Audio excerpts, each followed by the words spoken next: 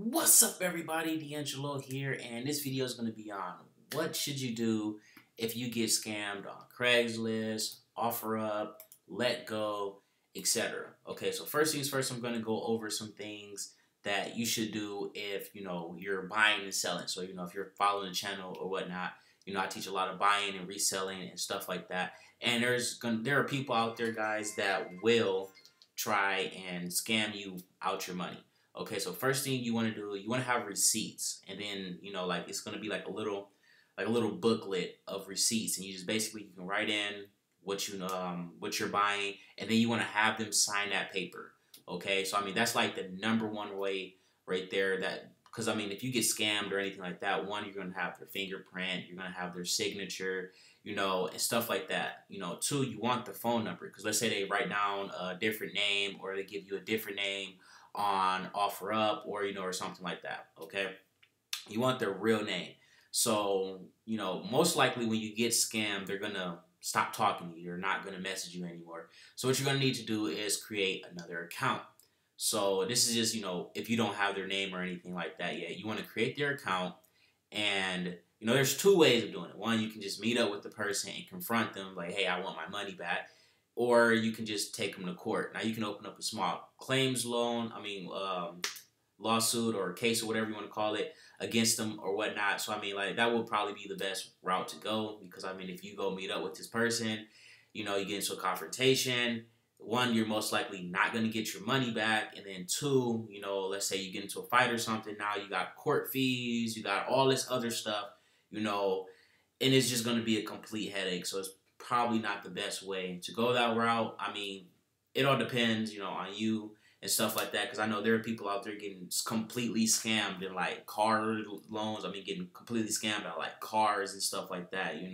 There are people just, I mean, like borderline. You want to just be 100% like secure. Like personally, I don't, really trust. I mean, I don't really like not trust anyone until they give me a reason not to or whatnot. The whole reason I'm making this video is because it actually finally happened to me or whatnot. I'm actually getting my money back or whatnot. The dude was like, oh, I didn't see your messages and stuff like that. As soon as I brought up that lawsuit or whatnot, then they, oh, I didn't see it. You can just bring this stuff back. I mean, come on. Like, I know what it's like to hurt. So, I mean, I didn't want to take dude to court, but I'm like, not going to just lose my money. But so getting my money back from that or whatnot. But guys, like I said, you need their phone number, you need their real name, because once you get their phone number, what you want to do is you want to go on Facebook and you want to look up whatever the number is. So like minus the name or whatever, and then you would just look up the phone number here. So if you look up the phone number, and it's most likely going to show their real information. Now, if it's a fake phone number or something like that, then this is something you want to do before you actually go do business with someone. You want to get their phone number. You want to make sure the name that they're using is real. And stuff like that. Because I mean, even if it's only $50, $25, at the end of the day, that's still your money, and no one has the right to take it from you. Even if it's $1,000, $2,000, however much it is.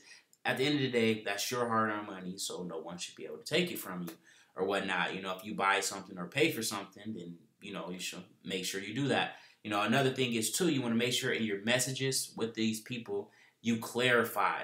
So you want to be like, oh, okay, is there anything wrong with it? Like you want to have this for documentation, just in case the person gets really stupid and you just can't get your money back. So you got to take them to court. So now you need evidence. So one, you want to have everything. Is there anything wrong with it? Does it need this? Does it have any cracks, dinks, this, blah, blah, a whole list of things, I mean, even if it might seem like overkill for like a $200 purchase or a $300 purchase or something like that, but I mean, it's like insurance. You're going to be okay if you do this, okay? So I mean, you want to list off everything that that could be wrong with it, and then just ask, is any of these things wrong with it?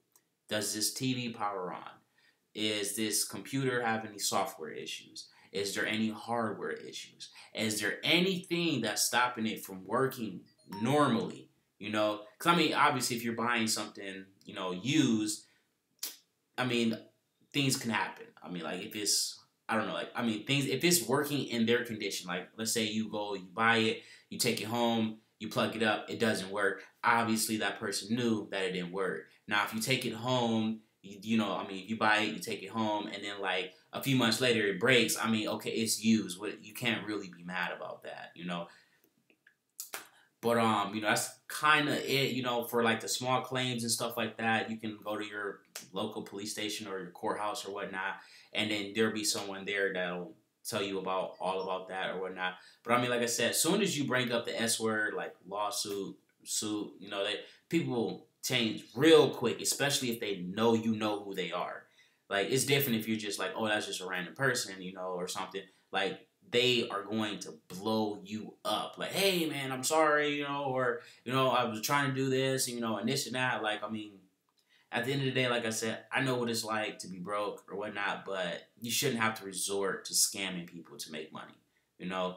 But you know, that'll make people think twice, and then you can actually, if you take them to court, you can actually sue them for more than what you paid. So if you pay like 500 or something, sue them for like 1,500, 2,000 or something, like for damages and for fees and for having you waste your time and you know, a bunch of stuff. Obviously, the judge doesn't have to just grant that. I mean, he can be like, oh, well, no, I'll just, whatever he paid you, that's what you're going to get. Or I think, you know, 700 should be in order, you know, or whatnot, or something like that, you know, because they're going to ask you, well, why do you want the money or whatever? You're like, man, you wasted my time. So let's say if I was like, I got scammed out of like 250, I'll be like, I'll take him to court. I want 500, 250 for my, for what I paid him. And then another 250 for a fine, you know, for wasting my time and all this other stuff.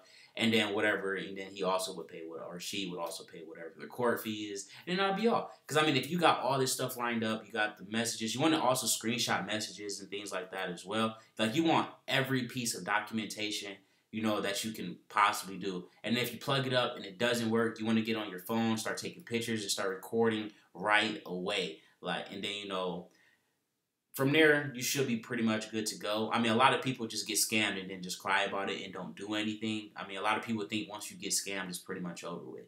Now, this doesn't include, like, bank scams and stuff like that. If you get scammed out of money like that, then you're SOL. There's nothing you can do about that. If someone tells you, hey, send me $300 or go buy this card right here, just send me the code on the back, you're not getting your money back, okay? Those are like, you know, I don't know. Those are like get rich quick kind of scams or whatever. Like those are just common sense. You don't do that. I mean, but a lot of people fall for it every day. But yeah, those right there, anything that has to do with your bank information, your credit information, you know, anything along those lines, it's a red flag. Don't do it. You're 9.99999% of chance gonna get scammed. It's just that simple.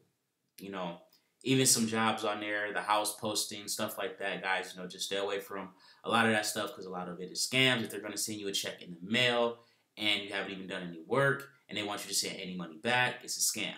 If it's, you know, they want you to do Wells Fargo or Chase bank account, it's a scam. You know, if they have anything, you know, that just seems like it's too good to be true, it's most likely a scam. Like there's one where they're going to pay you $400 a week to put their logo on your car, and you do nothing, and then they're gonna send you like 3 months up front, and then you just send the rest back. Scam, you know, posting in the houses or whatever. Like, oh, they just give you some random pictures. You just sit there and post 1 or 2 ads a day. 3 days later, you just made like $4,000 or something like that off the commission for the house. Scam.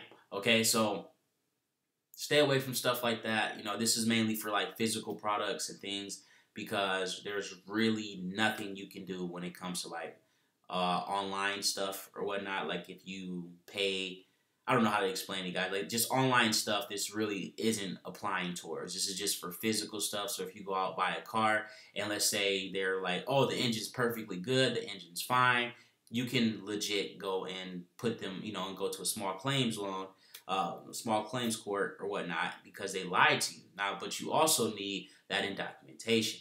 So, like, if you want to record them while you're there, I mean, obviously you have to go through all of this stuff in here. You really need to, like, go for, you know, for, like, the recording and stuff like that. You need to, like, check your actual laws there because there are some places where you, like, are not allowed to record people without them knowing and stuff like that. But, like, you know, just random text messages and stuff like that, you should be good to go. You really just need to get confirmation that these people are telling you, hey, this does work. No, it is not broken and stuff like that. But other than that, guys, you know, you should be good to go. If you got scammed, man, that shit sucks. But I mean, hopefully this video helped you. And if you haven't got scammed, then this video should definitely help you to continue not getting scammed.